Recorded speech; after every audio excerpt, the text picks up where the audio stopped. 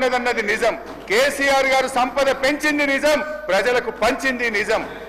2013-14లో 4,50,000 ఉన్న జిఎస్డిపి 9.5 ఏళ్లలో 15 లక్షల కోట్లకు పెరిగింది. ఇది అక్షర సత్యం. మా పాలనలో 12% ఉన్న జిఎస్డిపి వృద్ధి రేటు కాంగ్రెస్ ఏడాది పాలనలో 10% తగ్గింది. 1,24,000 కోట్లున్న తలసరి ఆదాయం 3,56,000 కోట్లకు పెరిగింది. ఇది మీరు కూడా ఒప్పుకొని చెప్పుతున్న సత్యం అధ్యక్ష. మా పాలనలో 12.4% ఉన్న తలసరి ఆదాయ వృద్ధి రేటు మీ ఏడాది పాలనలో 9.6% తగ్గింది. హరీష్ రావు గారు, మీరు మాట్లాడుతూ బుద్ధి మాధ్యం అని ఒక పదాన్ని యూజ్ చేశారు. ఆలోచన విధానంలో బుద్ధి మాధ్యం అనేది తప్ప సార్. ఇది సార్ సభ హుందాతనాన్ని సార్ ఒక్క మాట సార్ స్పీకర్ సార్ సభ హుందాతనాన్ని తక్కువ చేస్తారు. సార్ నేను ఒక్క మాట అంటే సార్ మీరు ఏమనుకోకపోతే ఒక్క మాట అంటే సార్ దయించి వినండి. నేను ఒక మాట అంటే ముఖ్యమంత్రి గారు సభానాయకుడు అక్కడి నుంచి నిలబడి బట్టలు ఊడదీసి కొడతా బట్టలిప్పి ఊరేగిస్తారు ఈ సభానాయకుడు అక్కడి నుంచి మాట్లాడితే మీరు ఎందుకో వారికి చెప్పకపోతే అధ్యక్ష. నేను బుద్ధిమాంద్యం అంటే మీ ఆలోచన విధానంలో తప్పు ఉంది అన్న. ఇది తప్పైతుందా అధ్యక్ష? అది వారి విజ్ఞతకు వదిలేస్తుంది.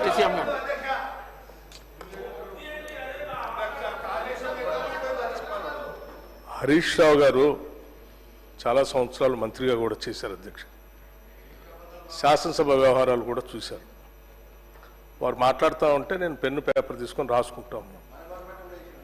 వారు బడ్జెట్ మీద సరే గత బడ్జెట్ మీద చెప్తా ఉన్నారు, ఇప్పుడు బడ్జెట్ కూడా మాట్లాడుతూ ఉన్నారు. చాలా సంతోషం. రెండింటి మీద మీరు అనలైజ్ చెప్తా ఉంటే మేము రాసుకొని సమాధానం చెప్పడానికి కూడా సిద్ధంగా ఉన్నాం. కానీ మీరు శ్రీధర్బాబు గారు చెప్పినట్టు ఆ చెప్పే విషయం వదిలేసి పొలిటికల్గా స్లోగన్స్ చెప్పించడానికి ఎక్కువ ప్రయత్నం చేస్తున్నారనేది మీ ఉపన్యాసం ద్వారా అర్థమవుతా ఉంది. దాని పరిధి కూడా దాటి మీరు ముఖ్యమంత్రి గారు సభానాయకుడి గురించి కూడా మాట్లాడుతుందా ఒక మాట అన్నారు, అజ్ఞానం వల్ల అంటే ఏంటి అధ్యక్ష? ముఖ్యమంత్రి గారికి జ్ఞానం లేదని, లేకపోతే మాకెవరికి జ్ఞానం లేదు.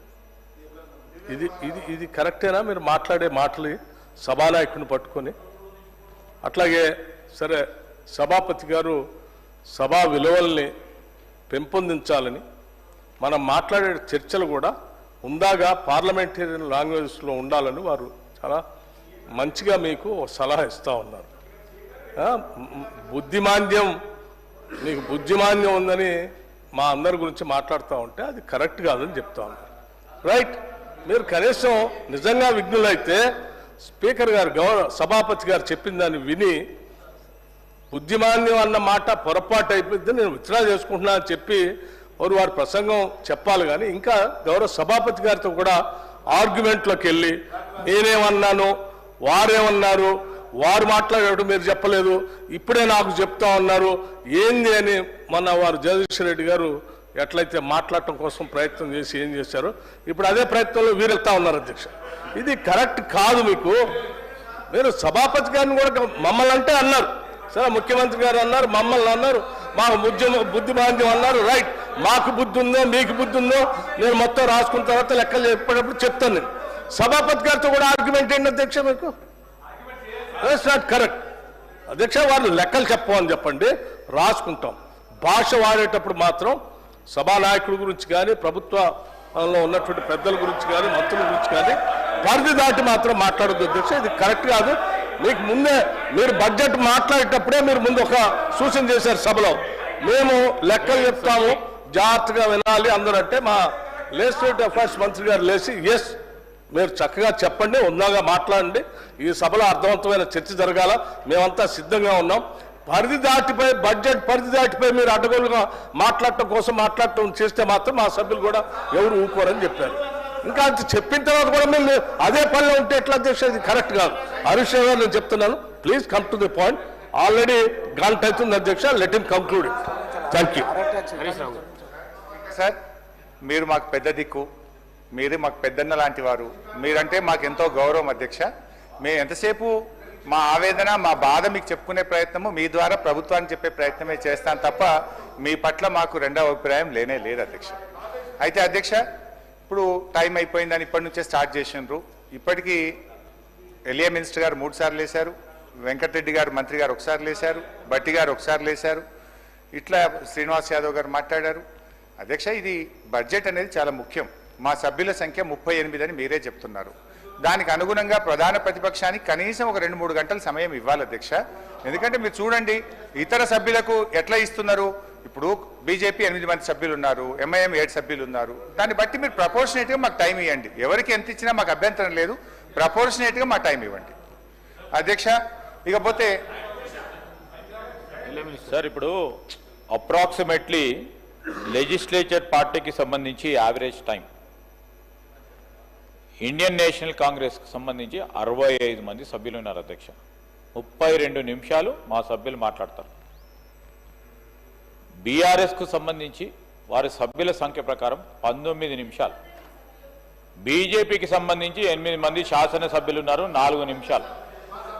ఈరోజు ఎంఐఎంకి సంబంధించి 4 నిమిషాలు, సిపిఐకి సంబంధించి 2 నిమిషాలు.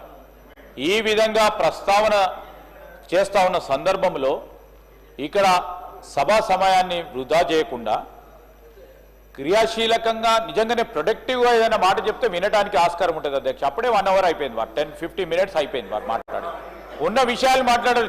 చెప్పిందే చెప్తా ఉన్నారు అధ్యక్ష, చెప్పిందే చెప్తా ఉన్నారు. మేము కూడా వారు 2024 సంబంధించిన 2024 సంబంధించిన బడ్జెట్కు సంబంధించిన అంశం మాట్లాడారు. మేము కూడా అన్ని విషయాలు మాట్లాడుతాం.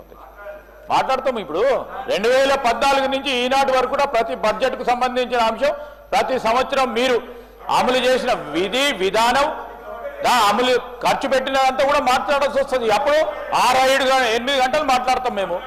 అరే ఏం సార్ ఇది? మీరు definitely sir, I seek your intervention sir. మీరు కూడా స్పష్టంగా ఇన్ని నిమిషాలు మాట్లాడండి అని కఠినంగా ఖచ్చితంగా చెప్పండి అధ్యక్ష. మాకు కూడా చెప్పండి, వారికి కూడా చెప్పండి. ఆ విధంగా మీరు నేను కోరుతా ఉన్నాను అధ్యక్ష. It's not a direction. I'm putting an appeal before honourable speaker. నేను కోరుతా ఉన్నాను అధ్యక్ష. లేకుంటే సభా సమయం వృధా అవుతుంది. గౌరవ సభ్యులు చాలా మంది ఉంటారు, వారి దాంట్లో కూడా మాట్లాడతారు. సార్ ఇప్పటికే అన్ని సబ్జెక్ట్స్ మాట్లాడారు అధ్యక్ష. హరీష్ రావు గారు అన్ని మాట్లాడారు. వారు మళ్ళా అదే మాట్లాడే క్రమంలో మాట్లాడుతూ ఉన్నారు అధ్యక్ష. దయచేసి వారిని కూడా కోరుతా ఉన్నాం మీ ద్వారా. ఈరోజు ఆల్రెడీ 55 మినిట్స్ అయిపోయింది వారు మాట్లాడి. సార్ కంక్లూజన్ చెప్పమనండి సార్, కంక్లూజన్ చెప్పమనండి సార్. ఇంకా మీరు 5 మినిట్స్ ఇచ్చినా పర్వాలేదు, కానీ మీ ద్వారా కంక్లూజన్ చేయమని చెప్పని కోరుతా ఉన్నాను అధ్యక్ష. స్పీకర్ సార్, మాట్లాడమంటే మాట్లాడతా, పోమంటే పోతా సార్. ఇక ఇప్పుడు వారు మా ఎలియా మినిస్టర్ గారు బీజేపీకి 4 నిమిషాలు, ఎంఐఎంకు 4 నిమిషాలు కేటాయించినమన్నారు అధ్యక్ష. నిజంగా మీరు రికార్డులన్నీ తీయండి. గతంలో ఎవరెవరు ఎన్ని నిమిషాలు మాట్లాడారు, నిజంగా అంతే టైం ఇస్తారా? వాళ్ళకి ఎంత ఇచ్చిందో దాని ప్రపోర్షనేట్గా ఇంటూ 38 మీరు క్యాలిక్యులేట్ చేసి ఇవ్వండి అధ్యక్ష, మాకు అభ్యంతరం లేదు. కానీ ఇట్లా 5 నిమిషాలు నేను అసలు అధ్యక్ష ఇంకా సబ్జెక్ట్లోకి డిపార్ట్మెంట్ వైజ్ ప్రారంభమే కాలేదు. నేను బ్రాడర్ వ్యూ చెప్పాను. Now I will go to department wise. అధ్యక్ష, ప్రధాన ప్రతిపక్షం యొక్క సూచనలు సలహాలు తీసుకుంటే ప్రభుత్వానికి కొంత మేలు అవుతుంది. వినే ఓపికే ఉండాలి అధ్యక్ష, సహనం ఉండాలి అధ్యక్ష ప్రభుత్వానికి. అధ్యక్ష, 2014-15లో 62,306 కోట్లున్న ప్రభుత్వ వ్యయాన్ని 2023-24 నాటికి 2,31,825 కోట్లకు పెంచాం అధ్యక్ష. అంటే దాదాపు 4 రెట్లు